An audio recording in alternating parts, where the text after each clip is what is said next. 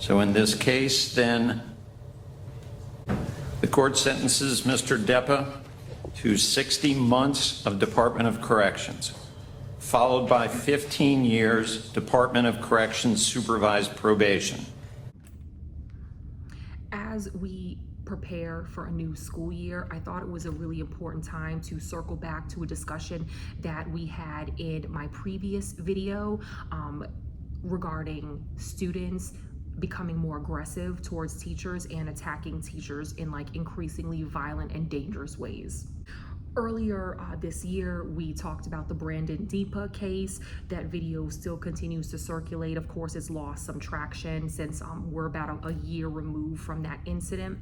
But if you did not know, that was following the Florida incident regarding a student in a Florida high school who attacked a teacher's aide when his Nintendo Switch was taken from him.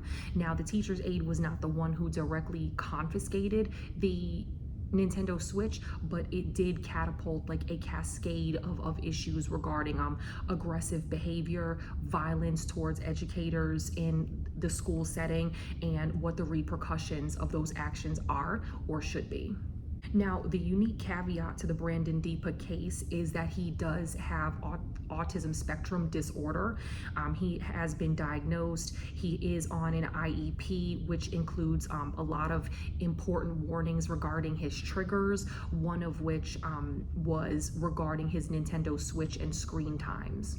So naturally, when the Nintendo Switch was taken from him, it set off a trigger, which prompted the attack on the teacher's aide. He pummeled this poor woman. The video was quite graphic. I would absolutely hate to be in her situation. In my opinion, security did not come to her aid nearly fast enough, and that was probably one of the most frustrating things for me based on what I've seen in the video. But even more frustrating than that was the response from her school system, and I think the profound lack of support that was given to this poor woman after she began her recovery journey, and consequently the legal journey that follows. I think it was that sentencing was originally supposed to be in January of 2024. I'm not actually sure what has caused the delay in sentencing. I believe the judge, the position on it was something to the effect of the judge wanted to hear more like witness statements or impact statements or something. But nevertheless, sentencing was handed down on August 6th of 2024. And at this point, the judge has determined that Brandon Deepa is guilty and that he will serve 5 years in prison with 15 years of probation. At the time, the teacher's aide, who was the victim, did request that Brandon Deepa receive the full 30-year maximum. As you can imagine, she was deeply impacted, severely injured, and a lot of her recovery journey will involve some lifelong damage that she's going to have to work through and wrestle with from this point forward in her career. On the other side of that, of course, Brandon Deepa's adoptive mother has been very vocal, asking for leniency, understanding, and alternatives to the actual prison time. Even though I don't have the articles or the direct statements in front of me, his adoptive mother has been on record saying that they didn't actually punish him for what he did. They punished him for being Black, for being large, and for having autism. So I think the question as it relates to educators and the things that we go through with violent students or with our special needs students, with traumatized students, is what is an appropriate legal response? What is an appropriate punitive response when it comes to students attacking their teachers? Did Brandon Deepa, with regard to his autism, receive a fair sentencing? And if not, what would have been a more appropriate sentence? I didn't give my opinion on the situation at the time because I wanted to see how this played out, and I was more so concerned with fostering a conversation with all of you. Now that the whole thing is said and done and Brandon will be serving out his sentence in a prison, I think it's fair to give my take on this issue. While I do think that his being on the autism spectrum should inform the decision to put him in prison and for how long, it shouldn't be a get out of jail free card. It's important to note that this was not an isolated incident. This was not the first time that Brandon Deepa had demonstrated severely aggressive behavior. And it's worth noting that he actually had caught a few other aggravated assault charges.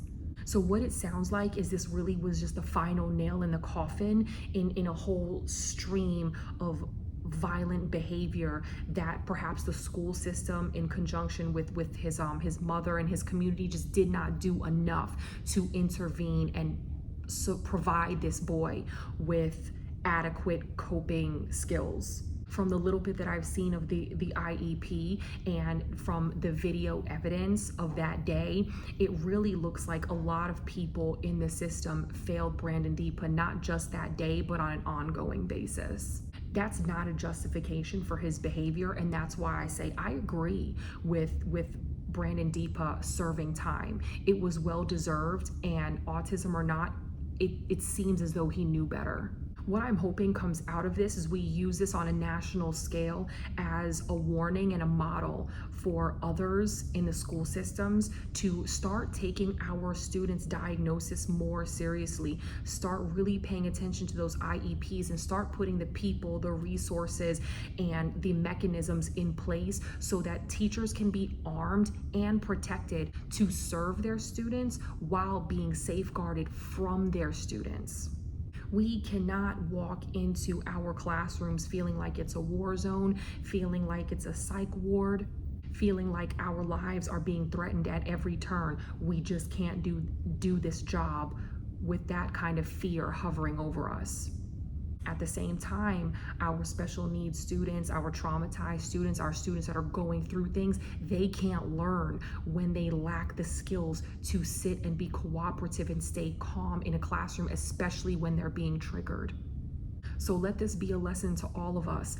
In my opinion, Brandon Deepa absolutely got what he deserved. This was a long time coming, and yes, he needs to serve time. But do I think he should be serving a 30-year sentence? No. I'm glad to see that the judge was at least merciful in that regard. I wish the teacher's aide all of the help and healing in the world. And I also wish Brandon and his family healing, counseling, ongoing therapy and support, and the mechanisms that this child needs so that he could be a productive citizen as a man. Let me know what you think in the comments regarding the whole issue surrounding not just this case, but more broadly, the violence and the aggression that is being shown to teachers now more than ever, and how we can help to stop it and curtail these issues before they become a full-blown national crisis. Thanks so much for watching, and remember, do all you can to stay fit to teach. Be well.